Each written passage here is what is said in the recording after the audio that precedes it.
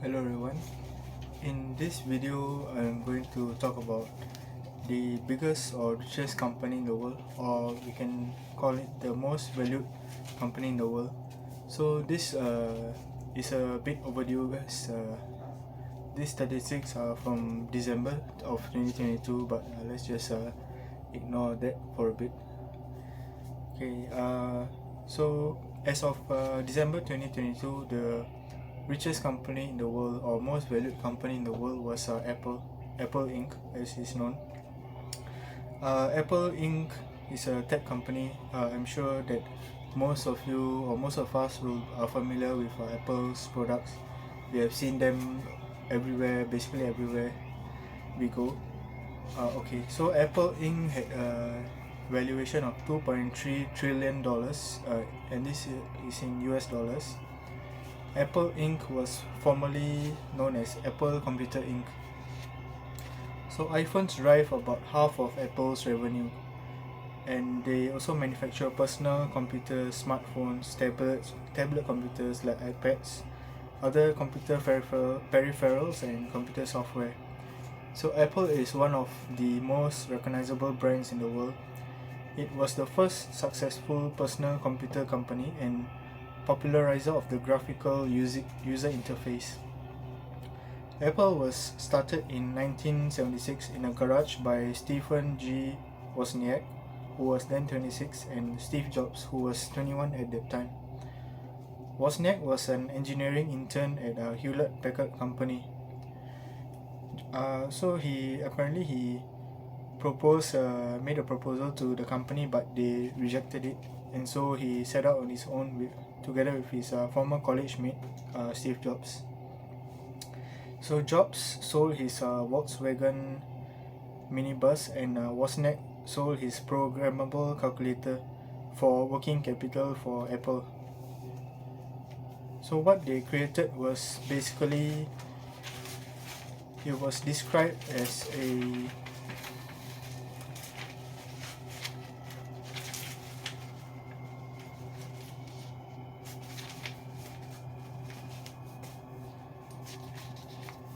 just checking my notes here. Okay, so what they came up with was the first model was described as a working circuit board, and it was named as the Apple II. So subsequently they worked on it, and the Apple II offered a color display and other features which made it appealing to the average person. So Jobs convinced Regis McKenna, a well-known public relations specialist for the semiconductor industry, to represent Apple. He also secured an investment from Michael Markula, a wealthy veteran of Intel Corporation. He became Apple's largest shareholder at the time, and also an influential member of Apple's board of directors. Wozniak invented a disk controller that allowed the addition of a low-cost floppy disk drive that made information storage and retrieval both fast and reliable. The Apple II became the computer of choice for amateur programmers because of it having the room to store and manipulate data. In 1979, Dan Bricklin and Bob Frankston from Boston introduced the first computer spreadsheet, VisiCalc, creating what would later be known as a killer app, a software program useful in to propelling hardware sales. VisiCalc opened up the small business and consumer market for the Apple II. So primary educational institutions or schools were a big market for Apple. Using aggressive discounts and donations, Apple established a dominant presence among schools, contributing to it holding that well into the 90s, with their dominance with primary school software.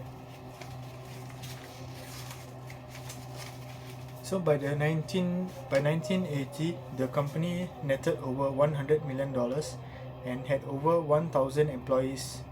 It had its public offering the same year in December of 1980, which was the biggest at the time. And by the end of 1980, Apple had a valuation of nearly $2 billion. However, Apple had fierce competition following that from IBM. IBM, which is short for International Business Machines, was the leading player in the computer industry in that era. IBM introduced the IBM PC in 1981. Apple released Lisa in 1983 and the Macintosh in 1984.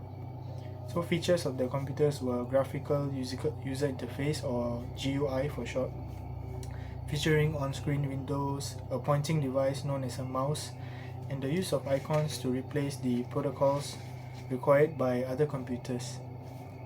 In 1984, Apple showed their product Macintosh off in a commercial which was aired during the broadcast of the Super Bowl. So it was shown as a $2,500 computer, which was unlike any that preceded it. Jobs resigned from Apple in 1985 and the company saw a decline in the 1990s due to competition with Microsoft, both through hardware and software sales. Apple acquired Jobs' company NEXT and appointed him as an advisor and CEO, so they brought him back to the company. Jobs launched iTunes and the iPod in 2001. With the launch of the iPhone, Apple's revenue soared from $37.4 billion in 2008 to $65 billion in 2010. The iPad followed soon after in January of 2010. So with iPhone revenues stagnating, Apple decided to turn its focus on other segments of the market. So it introduced the Apple Watch in 2015, an accessory to the iPhone which tracks various health and fitness metrics. It also introduced the AirPods, which are the wireless headphones we often see consumers using on the trains and on buses and wherever we go.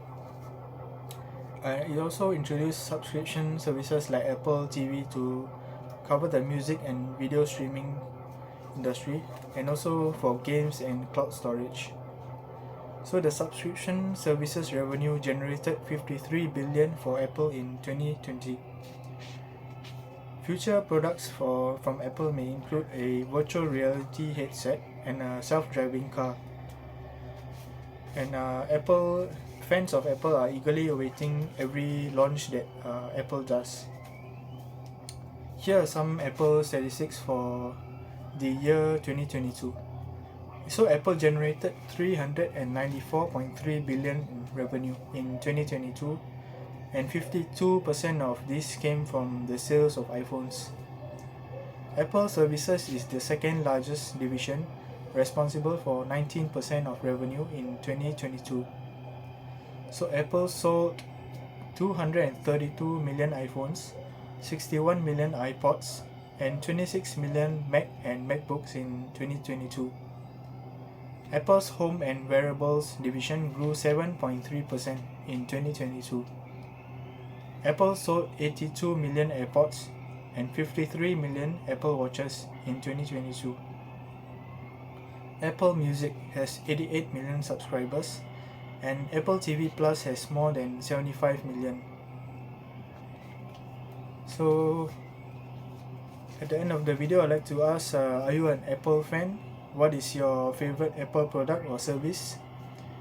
So for me personally, I haven't used that many Apple products, but I've used the iPhone and MacBook.